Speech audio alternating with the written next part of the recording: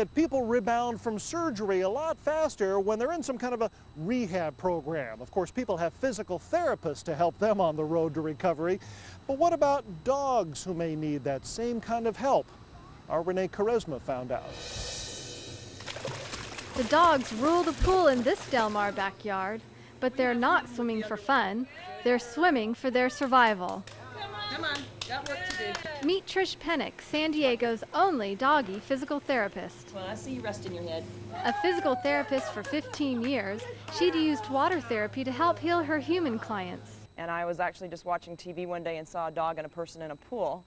And a week later, I had some flyers put together and I was faxing them out to some of the local veterinarians. She started her canine practice 2 years ago, and it's been growing ever since.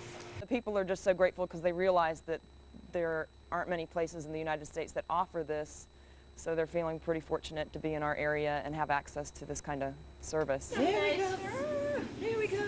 Although canine therapists are a fairly new breed, the benefits of therapy have been known for some time. We've seen the results in humans for quite a few years now, and the results are so phenomenal in the dogs and it just makes sense. She's been able to cut post-surgery rehab time in half. When we get them in the pool, you get to release that energy, and they're all excited when they get out, and they've at least gotten to do some exercise in a safe environment without running the risk of blowing out their orthopedic surgery. The therapy has also vastly improved the mobility of dogs paralyzed by strokes and plagued by arthritis. When you put them in the water, they get a lot of confidence because they are able to move their body and they're in an upright position, which they may not have been for an extended period of time. 9-year-old Rox was in such pain from polyarthritis that she had stopped walking altogether. Hi, sweetie.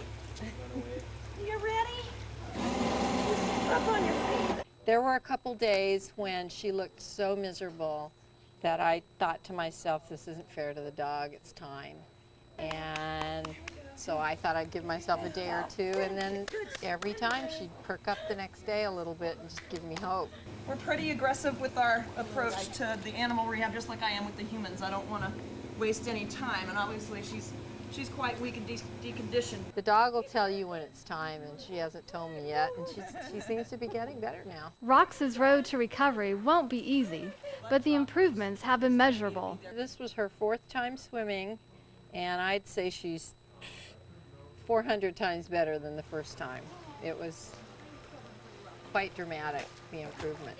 They're stepping. I'm hardly supporting her. They're stepping. For many dogs, it's a struggle just to stand when they first visit Trish, but once they hit the water, it's a whole different story. Without the gravity that you work against on land, you don't have the compression on the joints, so all the dogs that feel the pain on land, they don't feel the pain in the water. To see a dog not able to walk at all on land and to watch them get in the water and start to move their legs is a pretty intense thing to witness. Often, the progress is nothing short of a miracle. To have dogs come in and their families were ready to euthanize them because they were so bad.